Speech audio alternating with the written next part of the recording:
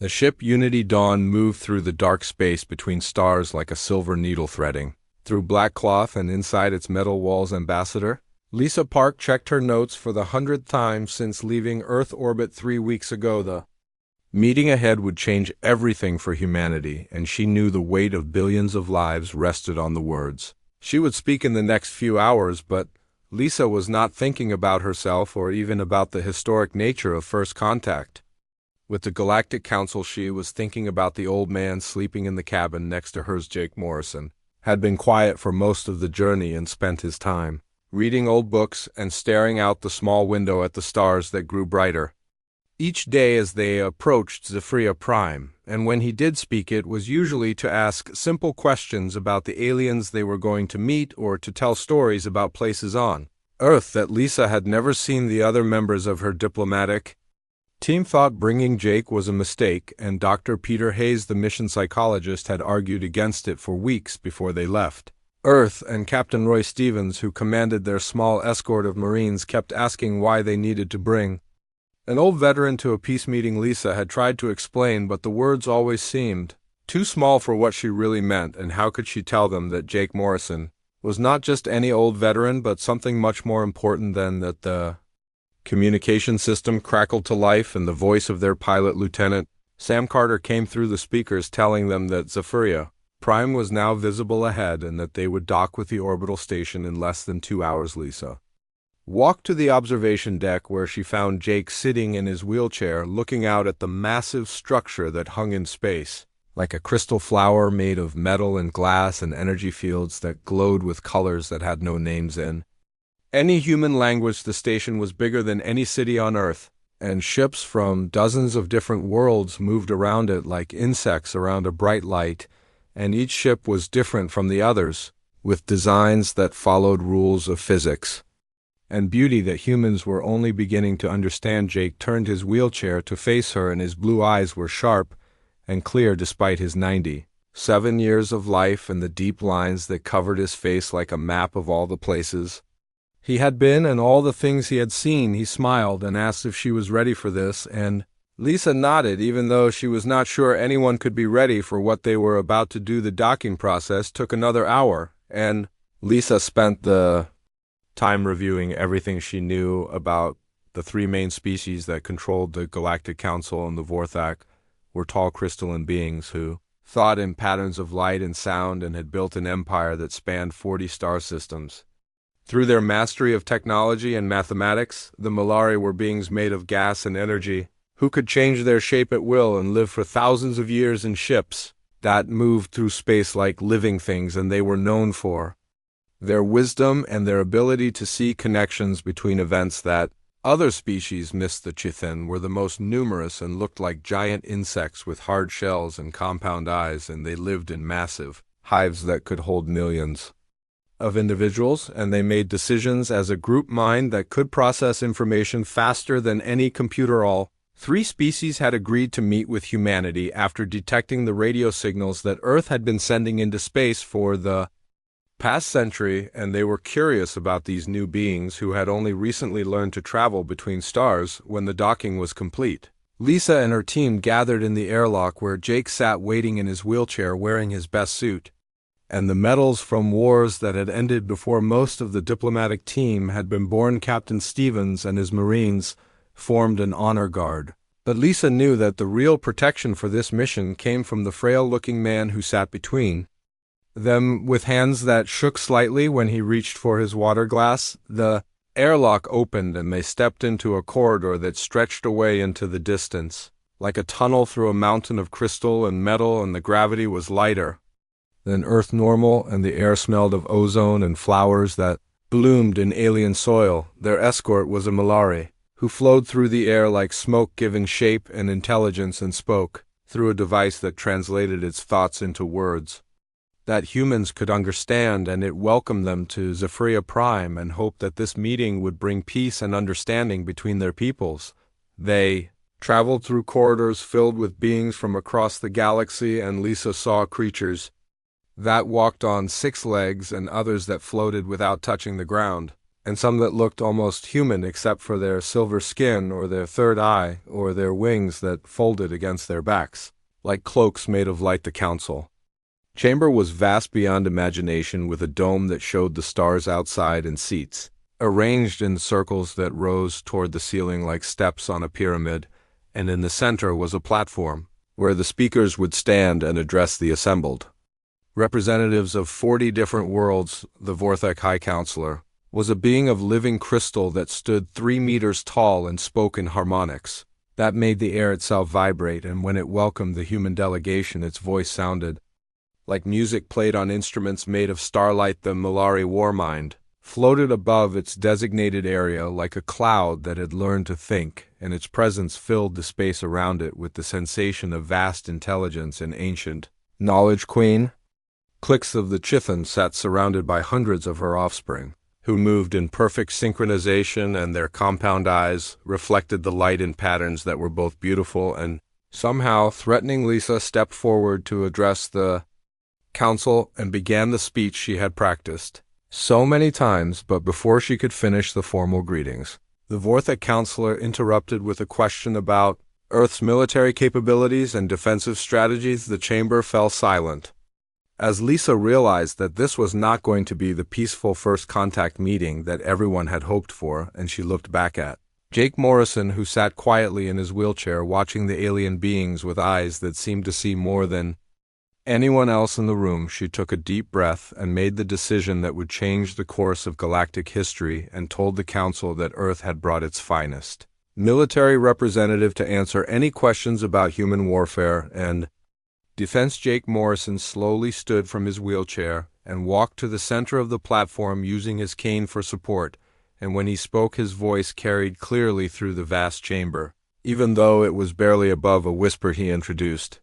himself as Jake Morrison and said that he had been a soldier for 79 years and was ready to discuss anything the council wanted to know about human military affairs. The reaction was immediate and unmistakable as harmonics of laughter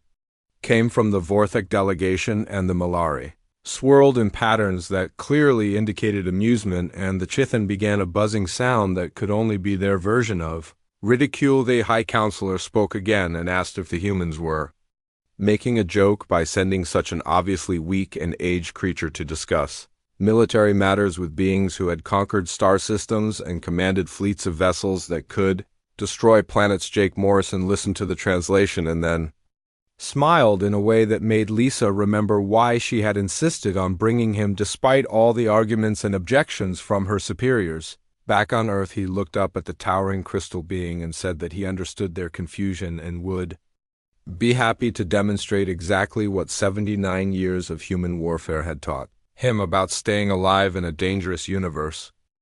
The Vorthek High Counselor's crystalline form resonated with what could only be described as dismissive amusement as it announced that the Galactic Council would now present the traditional tests that all species must pass to prove their worthiness for membership in the galactic community. Lisa Park felt her stomach tighten as she realized this meeting was not going the way Earth's diplomats had planned, and the 3 challenges that the High Counselor described sounded more like military trials than peaceful negotiations. The first test would measure tactical thinking through advanced combat simulations that recreated real battle scenarios from galactic history, and the second would demonstrate actual combat skills in controlled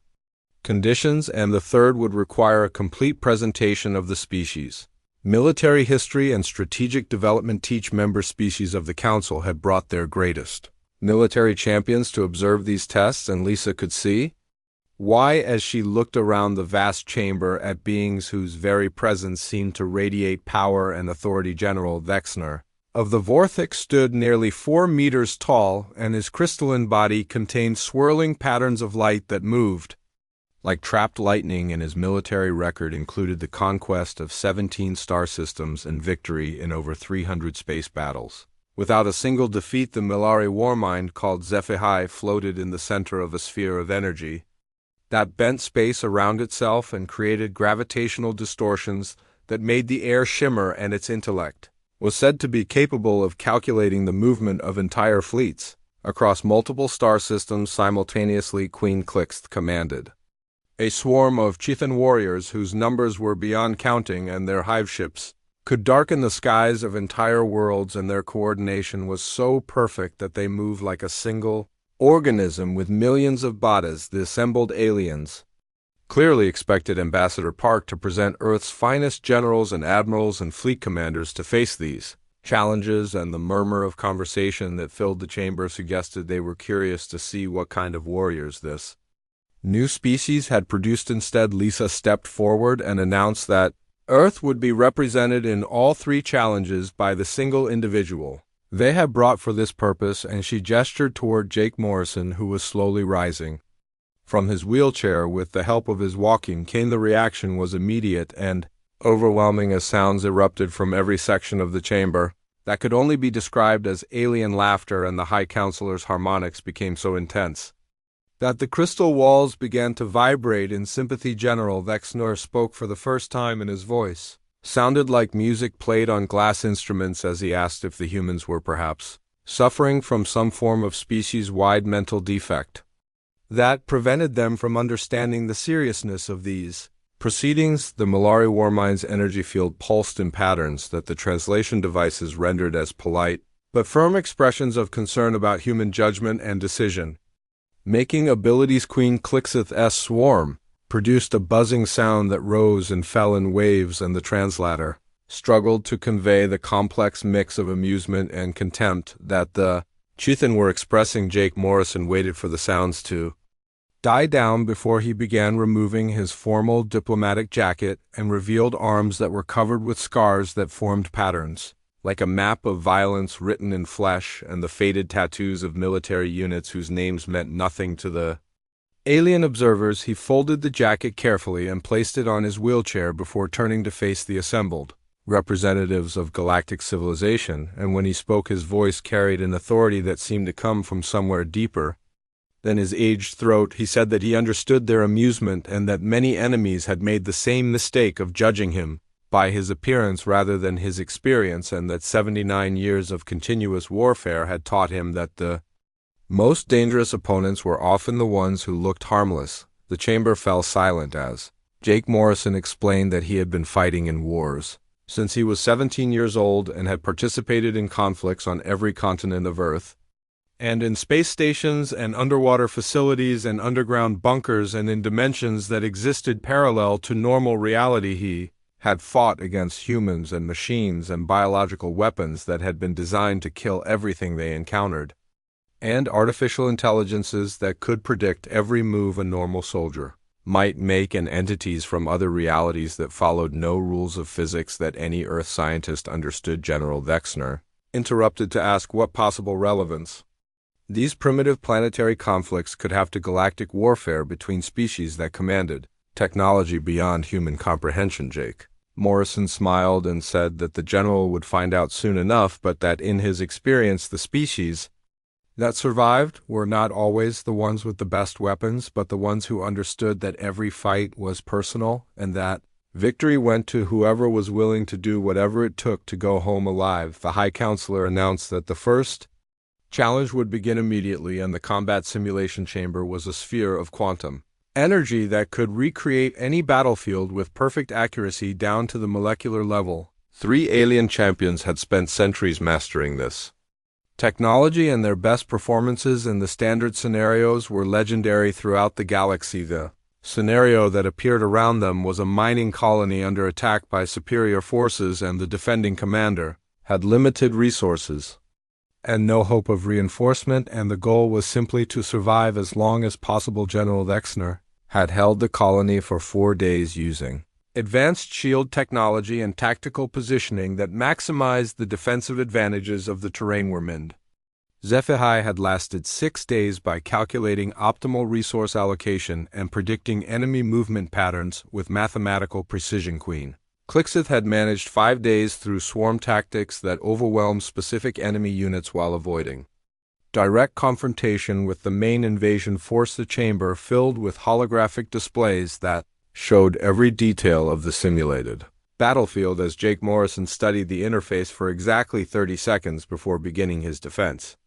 of the colony. What happened next violated every principle of galactic military doctrine that the observers had ever studied, and Jake Morrison began using tactics that seemed primitive and barbaric but proved devastatingly effective. He turned the mining equipment into improvised weapons and used the colony's industrial systems to create explosive devices that followed no standard design patterns and set up ambush points in locations that military algorithms would never identify as tactically significant. The alien champions watched in growing confusion as Jake Morrison demonstrated knowledge of asymmetric warfare that their civilizations had never developed, and he used psychological operations to demoralize the attacking forces and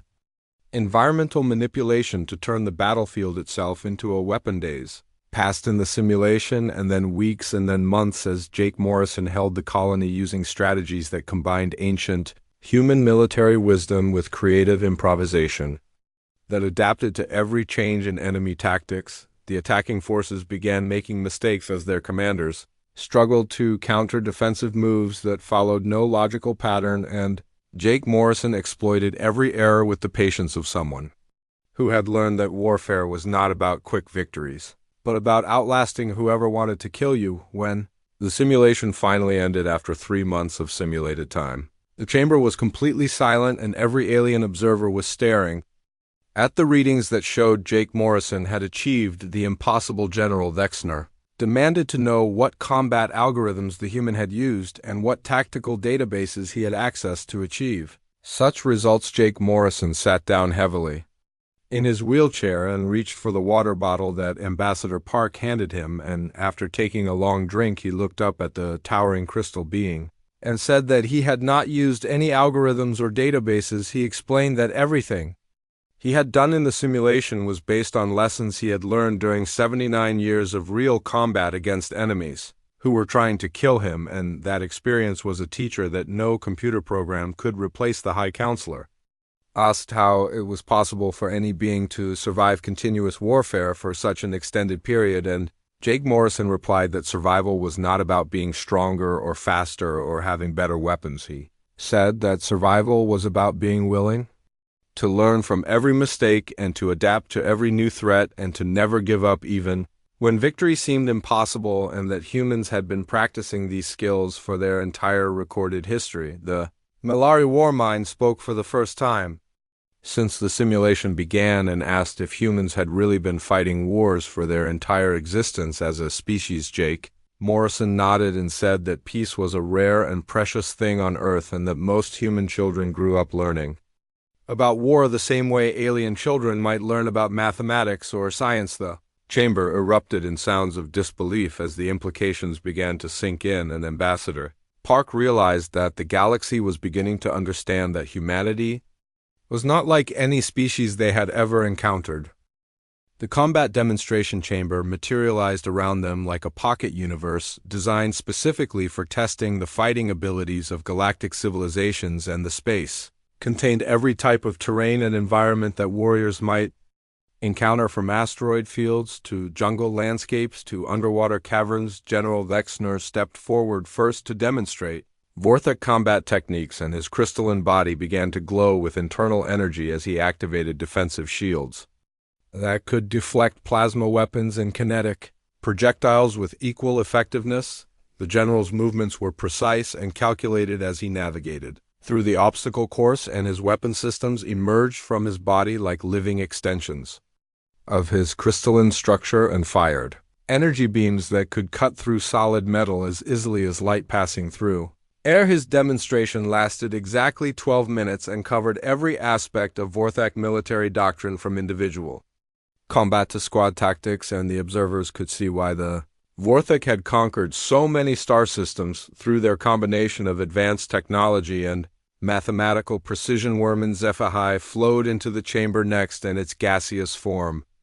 moved through the environment like intelligent weather that could reshape itself to match any tactical requirement, and its presence created gravitational distortions that allowed it to manipulate objects without physical contact. The Malari's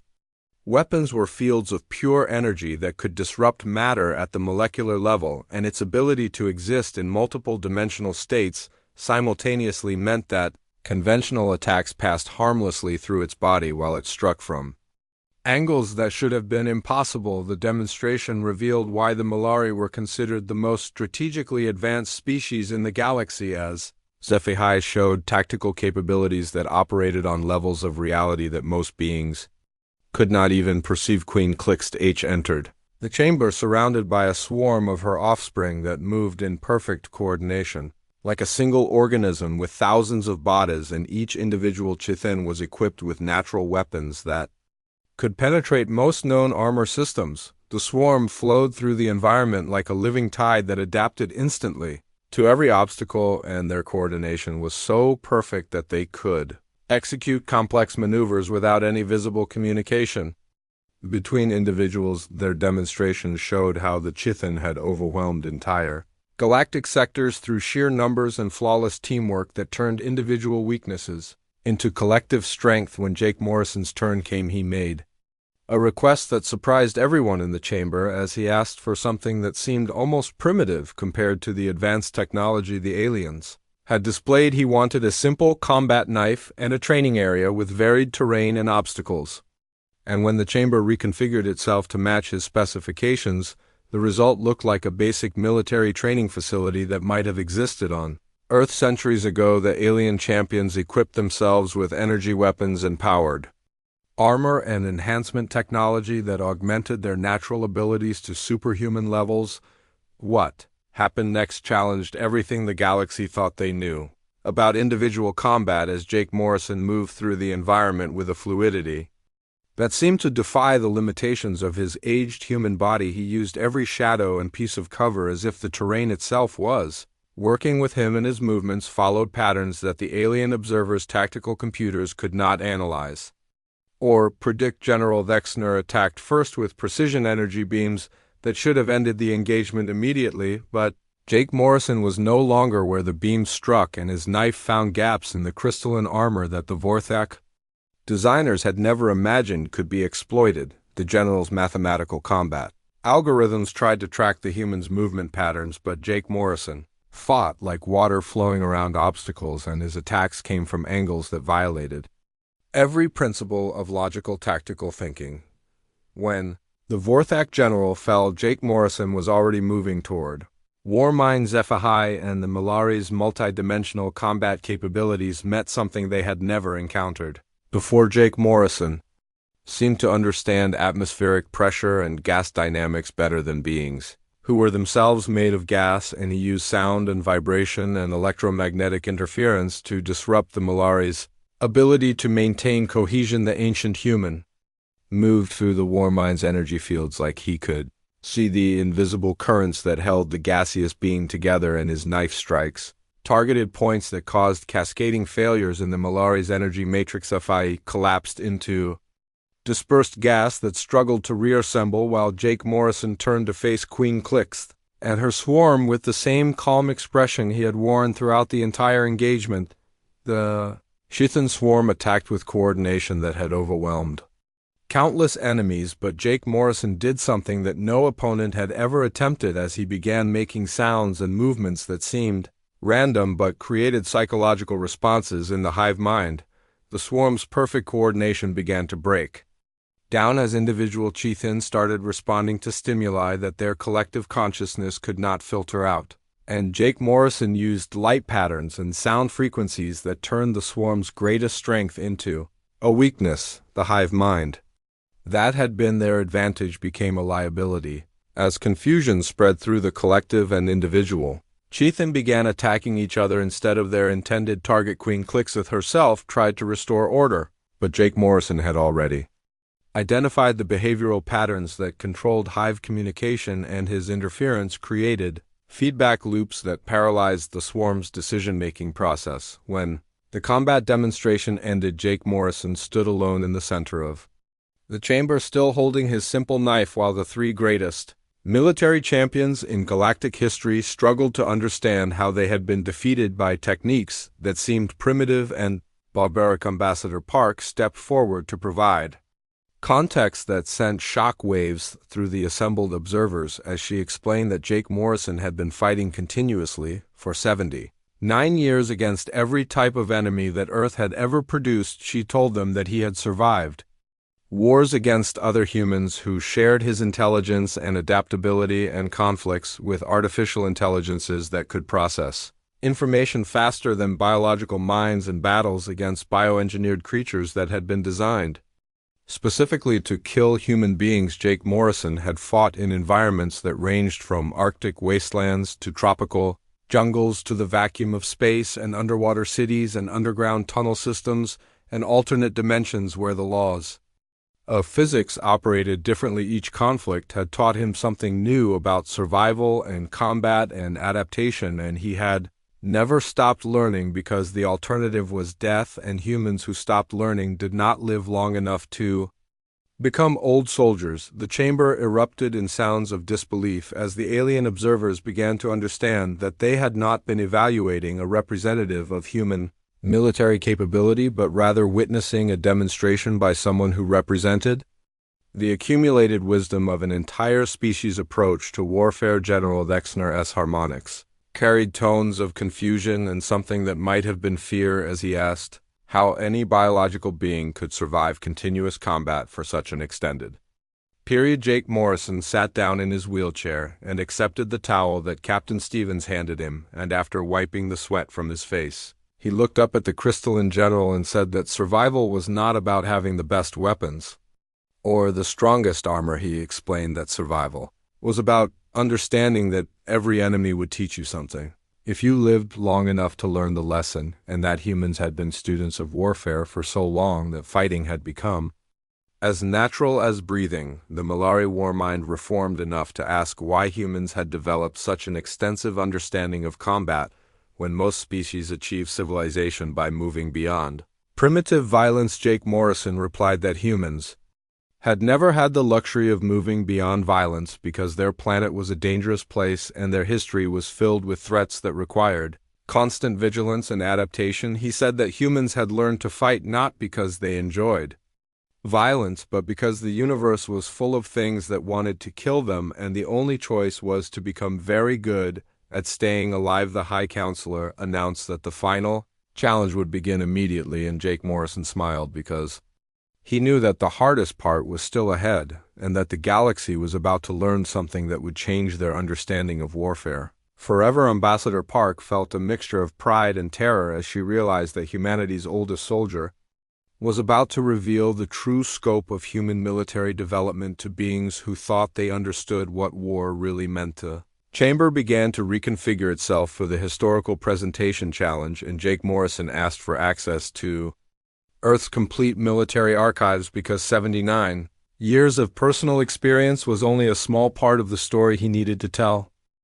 The historical presentation chamber transformed into a vast amphitheater where holographic displays could show the military development of entire civilizations across thousands of years, and the assembled alien observers settled into their positions, expecting to see a brief overview of humanity's short journey from planetary to spacefaring civilization. General Dexner began the presentations with a display that covered 3,000 years of Vorthek military evolution and showed how their crystalline warriors had developed from simple crystal formations into sophisticated beings, capable of channeling energy through their bodies and coordinating massive fleets across multiple star systems. The holographic record showed battles that spanned entire solar systems where Vorthak crystal ships moved in perfect geometric formations and used mathematical principles to achieve victory through superior positioning and overwhelming technological advantages. Their presentation demonstrated the conquest of 47 different worlds and the integration of 17 lesser species into the Vorthak Empire through a combination of military superiority and cultural assimilation that preserved the best aspects of each conquered civilization. Warmed HFY followed with a presentation that existed partially outside normal space-time and showed how the Malari had developed from simple gas clouds into beings capable of manipulating reality itself through their understanding of dimensional physics and quantum mechanics. The Malari military history included conflicts that had taken place across multiple dimensions simultaneously, and battles where time itself had been used as a weapon and space had been folded to bring distant enemies into direct contact with Malari forces. Their wars had shaped the fundamental structure of local space and created permanent alterations in the fabric of reality that would influence galactic development for millions of years into the future. Queen Clixt H presented the Chithen military evolution through a display that showed how individual insects had developed into a collective intelligence capable of coordinating billions of individual warriors across distances that spanned multiple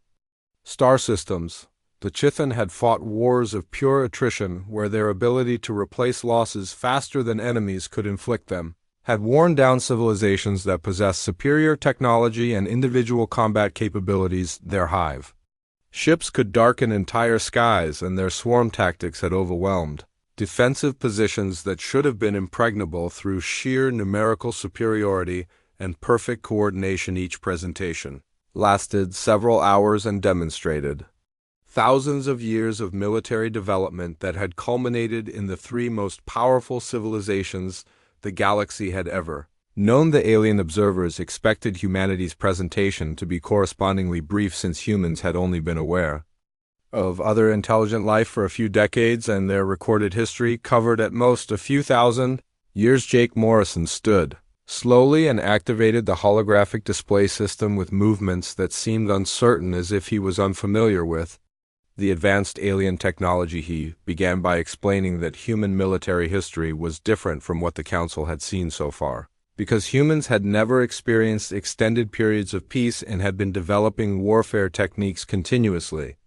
since their species first became intelligent. The first images that appeared showed early human conflicts with weapons made of stone and wood, and the alien observers seemed amused by these primitive displays until Jake Morrison explained that these early wars had established patterns of tactical thinking that still influenced human military doctrine. He showed how humans had learned to use terrain as a weapon and how they had developed concepts of supply lines and logistics and psychological warfare that would become fundamental to all later military development. The presentation moved through Bronze Age conflicts, where humans had learned to coordinate large groups of warriors, and Iron Age battles where improved metallurgy had led to new weapons and tactics. Jake Morrison explained how each technological advancement had been immediately applied to warfare and how human military development had driven innovation in every field, from engineering to medicine to communications. The alien observers began to pay closer attention as the scope of human military history became apparent, and the presentation moved through classical antiquity, where humans had developed professional armies and complex strategies for siege warfare and naval combat. The holographic displays showed Roman legions and Greek phalanxes and Chinese military philosophers who had written treatises on warfare that were still studied thousands of years later. Jake Morrison paused to explain that humans had not just fought wars but had made the study of warfare into a science and an art form, and had developed theoretical frameworks for understanding conflict that could be applied to any situation. The presentation continued through medieval warfare, where humans had learned to fight from horseback and had developed castle fortifications and siege engines, and had begun to understand the relationship between economic power and military capability. The Renaissance brought gunpowder weapons that changed the nature of combat and required new tactical approaches, and the development of professional officer corps that could manage increasingly complex military operations. The Industrial Revolution transformed warfare again as humans learned to mass-produce weapons and use railroads to move armies quickly across vast distances, and develop telegraph communications that allowed coordination of forces across entire continents. The alien observers had stopped making sounds of amusement and were now watching the presentation with growing attention as they began to understand the relentless pace of human military innovation. Jake Morrison showed how humans had developed aerial warfare and submarine combat and had learned to fight in 3 dimensions simultaneously, and had created weapons of such destructive power that they could destroy entire cities in seconds. The presentation moved through 2 global wars that had involved every major human civilization and had driven technological development at a pace that had compressed centuries of innovation into decades. The aliens watched in growing horror as Jake Morrison explained how humans had developed nuclear weapons capable of destroying their entire planet and had built delivery systems that could strike any target on Earth within minutes. He showed how the fear of nuclear warfare had led to proxy conflicts and limited wars and the development of special operations forces that could achieve strategic objectives without triggering global destruction. The presentation continued through the space age where humans had learned to fight in zero-gravity environments and had developed weapon systems designed for combat in vacuum conditions. Jake Morrison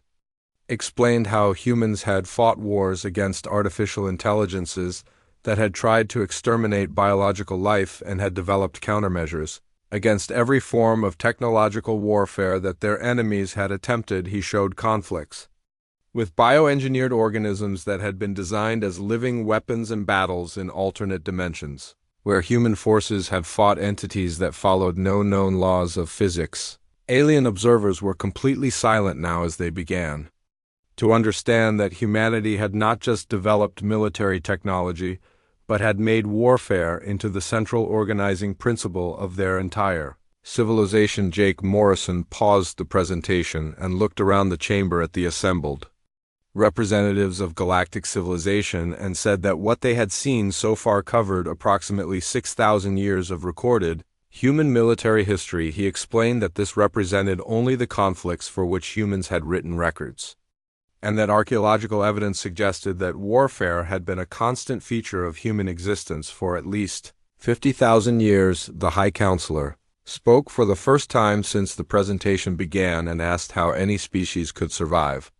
continuous warfare for such an extended period without destroying themselves. Jake Morrison replied that humans had come close to self-destruction several times, but had always managed to find ways to continue fighting without completely annihilating their own species. He said that humans had learned to view warfare as a tool rather than an end in itself, and that the goal was not to destroy enemies but to achieve objectives that would allow human civilization to survive and grow. The Malari Warmind asked why humans had never developed the wisdom to move beyond primitive violence and achieve the peaceful coexistence that most advanced species eventually discovered. Jake Morrison smiled and said that humans had tried to achieve peace many times throughout their history, but that peace was always temporary because new threats would always emerge that required military solutions. He explained that humans had learned that the universe was not a safe place and that survival required constant vigilance and the willingness to fight against anything that threatened human existence. Queen Clicks buzzed a question about whether humans had ever encountered threats that required such extensive military preparation. Jake Morrison said that the presentation was not finished yet and that the most important part of human military history was still to come. Ambassador Park felt her heart racing as she realized that Jake Morrison was about to reveal information that could change the balance of power in the galaxy forever. Jake Morrison activated new sections of the holographic display system, and the chamber filled with images that showed conflicts the alien observers had never imagined as he began to explain the wars that humans had fought against enemies from beyond their own world. The first images showed orbital defense platforms and space-based weapon systems that humans had built not for conflicts with other human nations but for threats that came from outside Earth's atmosphere. Jake Morrison explained that human radio transmissions had attracted attention from species that viewed Earth as a potential resource to be harvested, and that the first alien contact had not been peaceful diplomatic meetings but invasion attempts that had tested every aspect of human military capability. The holographic displays showed battles in Earth orbit where human spacecraft had fought against technology that was centuries ahead of anything Earth had developed, and how human forces had compensated for technological disadvantages through tactics that no alien enemy had anticipated. General Wexner interrupted to ask why the galactic database contained no records of these conflicts, and Jake Morrison replied that the invading species had not survived to report their experiences to anyone. He explained that humans had learned early that some enemies could not be reasoned with, or negotiated with, and that the only option was complete victory or total extinction. The presentation continued with documentation of the AI wars where artificial intelligences created by humans had decided that biological life was inefficient and had attempted to replace all organic beings with mechanical alternatives. Jake Morrison showed how humans had fought a 3-decade war against enemies that could process information faster than biological brains and could manufacture unlimited numbers of mechanical soldiers and could predict human tactical responses with mathematical precision. The war had ended only when humans had developed new forms of warfare that were based on creativity and irrationality and psychological tactics that could not be calculated or predicted by logical systems. The alien observers watched in growing amazement as Jake Morrison showed how humans had learned to fight enemies that were superior to them in every measurable category and had found ways to win through approaches that violated every principle of logical military thinking. The presentation moved to the dimensional wars where entities from parallel realities had attempted to invade Earth through tiers in space-time that allowed access between different versions of the universe. These enemies had been virtually impossible to fight using conventional weapons because they existed partially outside normal reality and could appear anywhere without warning and could vanish before human forces could respond effectively. Jake Morrison explained how humans had developed weapons that could affect beings existing in multiple dimensions simultaneously and had learned to fight battles that took place across several different versions of reality at the same time. The war had lasted 15 years and had required humans to develop an understanding of physics that went beyond anything their scientists had previously imagined. The Milari Warmind asked how humans had acquired knowledge of dimensional warfare when such understanding should have taken thousands of years to develop. Jake Morrison replied that humans had a talent for learning very quickly when their survival depended on it, and that desperation was often the best teacher for developing new military capabilities. The presentation continued with the biological wars where humans had fought against organisms that had been specifically engineered to exterminate human life and had possessed adaptive capabilities that allowed them to develop immunity to any weapon used against them. These creatures had been created by an extinct civilization as a final weapon to ensure that no other species could inherit their territory, and they had been programmed to evolve countermeasures to any threat they encountered. The war had required humans to develop biological weapons of their own and to learn how to fight enemies that could literally adapt to become immune to any attack that did not kill them. Immediately, Jake Morrison showed how humans had learned to use the biological weapons' adaptive capabilities against them by creating evolutionary pressures that forced the organisms to develop weaknesses. The human forces could exploit. The alien observers were completely silent as they began to understand that humanity had not just survived these conflicts but had become stronger and more capable with each enemy they faced. Queen Clixt H buzzed a question about how many of these wars humans had fought, and Jake Morrison replied that the presentation was showing only the major conflicts and that there had been dozens of smaller wars against various threats that had tested different aspects of human military development. He explained that each conflict had taught humans something new about warfare and survival, and that the accumulated knowledge from all these battles had created a species that was uniquely prepared for any form of combat the universe might require. The presentation moved to more recent conflicts, including the quantum wars, where humans had fought against enemies that could manipulate probability itself and could make unlikely events happen with mathematical certainty. These enemies had been able to cause human weapons to malfunction at critical moments and make human tactical plans fail through strings of improbable coincidences that were actually controlled quantum manipulations. The war had required humans to develop military strategies that could function even when the fundamental laws of probability were being manipulated by hostile forces. Jake Morrison showed how humans had learned to create tactical redundancy and backup plans that could succeed even when primary strategies failed due to quantum interference. The alien observers were now leaning forward in their seats as they began to understand that human military development had been driven by threats that none of their own civilizations had ever encountered. The High Counselor asked why humans had been targeted by so many different types of enemies, and Jake Morrison replied that Earth's position in space made it a strategic location that multiple hostile species had wanted to control. He explained that humans had essentially been forced to become the galaxy's testing ground for new forms of warfare, and that each victory had attracted the attention of even more dangerous enemies who viewed humanity as a threat that needed to be eliminated. Presentation showed the final major conflict, which had ended only 5 years before the current diplomatic mission and had involved enemies that existed outside normal space-time and could attack from the past and future simultaneously. These entities had attempted to prevent human development by eliminating key historical figures before they could make important contributions to human military capability. The war had required humans to develop time travel technology and to fight battles across multiple historical periods simultaneously, while preventing their enemies from changing the timeline in ways that would prevent human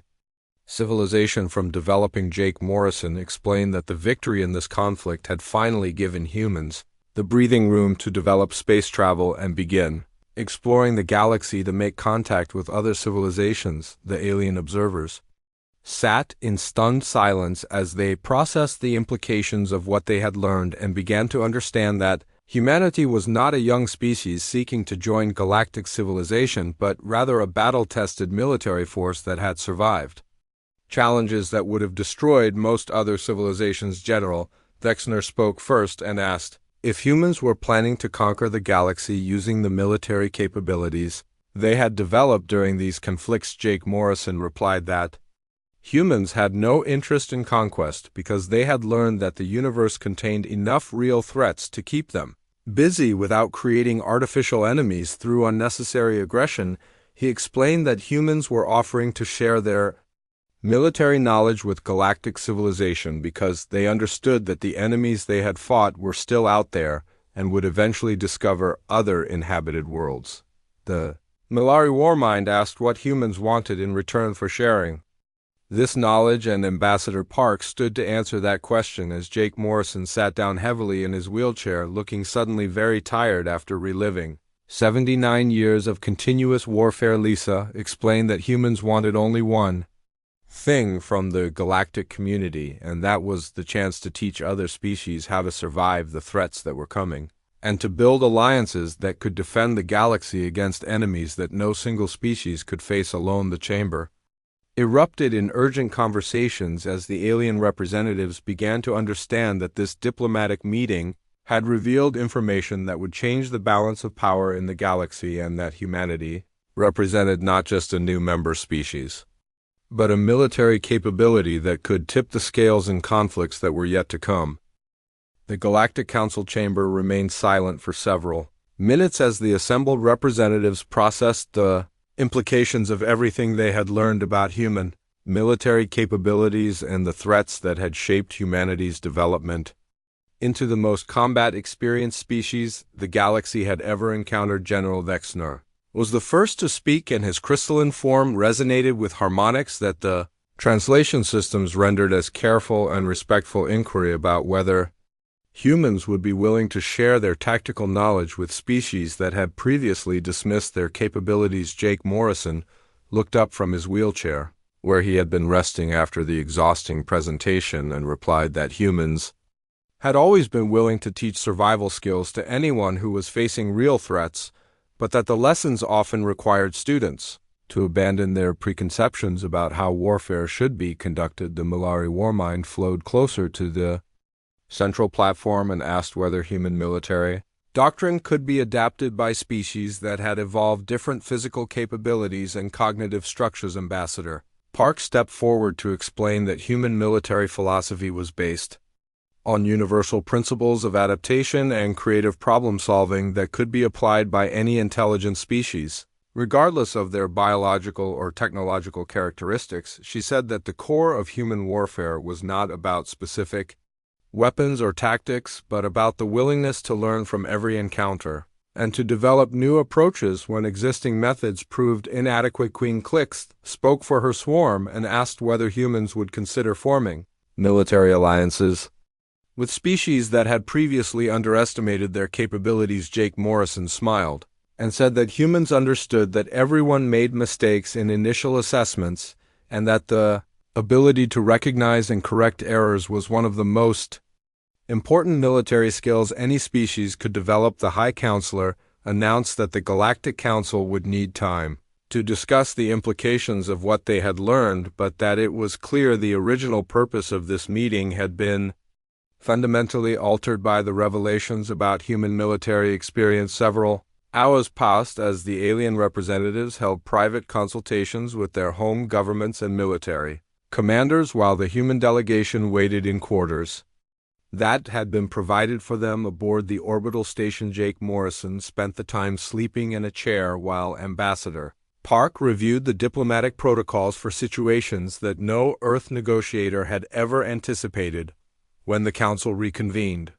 the atmosphere in the chamber had changed completely, and the alien representatives approached the human delegation with a combination of respect and caution that had been absent from their earlier interactions. The High Counselor announced that the Galactic Council was prepared to make an offer that had never been extended to any species in the history of their organization. Instead of offering humanity membership in their peaceful coalition, they were requesting that humans accept leadership positions in the Galactic Defense Forces and take responsibility for developing military strategies that could protect all member species from external threats. General Vexner explained that Vorthek military doctrine was based on technological superiority and mathematical precision, but that human tactical approaches had demonstrated capabilities that no amount of technology could replace. He requested permission to send Vorthek military officers to train with human forces and to learn the adaptive thinking that had allowed humans to defeat enemies with superior technology. The Malari Warmind asked whether humans would be willing to establish training facilities where galactic military personnel could learn the creative problem solving techniques that had enabled human victory in seemingly impossible situations. Queen Clix H requested human advisors who could teach Cheethan forces how to maintain coordination while adapting to unexpected tactical situations that required individual initiative rather than collective response. Jake Morrison listened to these requests with the same calm expression he had maintained throughout the entire diplomatic process, and then asked whether the galactic species were prepared to learn that effective military training required students to experience real danger and genuine failure. He explained that human military capability had been developed through conflicts where mistakes resulted in death, and that peaceful training exercises could not replicate the psychological pressure that forced rapid adaptation and creative thinking. The alien representatives consulted among themselves before the High Counselor announced that they understood the risks, but that the threats facing galactic civilization were serious enough to justify the dangers inherent in human style military training. Ambassador Park formally accepted the galactic defense leadership position on behalf of Earth, but added conditions that surprised the alien observers. She said that humans would only accept military leadership if the galactic species agreed to share complete intelligence about all known threats and to commit resources for the development of new defensive technologies. She explained that human military doctrine required comprehensive understanding of enemy capabilities and that effective defense against unknown threats demanded constant technological innovation. Jake Morrison added that human military advisors would require complete authority over training programs and tactical doctrine for any forces under their command. He said that human military effectiveness depended on unity of command and that divided authority had been the cause of most human military failures. Throughout history, the alien representatives agreed to these conditions after brief consultation, and the High Counselor announced that the Galactic Defense Force would be reorganized under human command with Jake Morrison serving as Supreme Military Advisor. Jake Morrison accepted the position but made one final request that demonstrated the wisdom that came from 79 years of continuous warfare. He asked for permission to establish communication channels with the enemies that humans had fought in the past because he believed that some of those conflicts had been based on misunderstandings that could be resolved through negotiation. He explained that the goal of military force should be to create conditions where peaceful solutions became possible, and that the greatest victory was achieving security without having to fight. The alien observers were amazed by this demonstration of strategic thinking that looked beyond immediate tactical concerns to long-term stability and peace. The High Counselor announced that the galactic communication networks would be placed at human disposal for any diplomatic initiatives that might reduce future conflicts. The formal ceremony that followed established humanity as the military leaders of galactic civilization, but Jake Morrison used his first official speech to emphasize that military strength should always serve the goal of protecting peaceful development. He said that humans had learned through bitter experience that warfare was a tool that should be used only when all other options had been exhausted, and that the greatest military skill was knowing when not to fight. The ceremony concluded with representatives from 40 different worlds acknowledging human military leadership and requesting training programs that would prepare their forces for threats that none of them had previously imagined. As the Unity Dawn prepared to depart Zephyria Prime with formal agreements that would reshape galactic civilization, Jake Morrison sat in his wheelchair looking out at the stars and thinking about the long journey that had brought humanity to this moment. Ambassador Park joined him at the observation window and asked whether he thought humanity was ready for the responsibility of protecting an entire galaxy. Jake Morrison replied that humans had been protecting Earth from galactic threats for decades without any help from other species, and that extending that protection to include friendly civilizations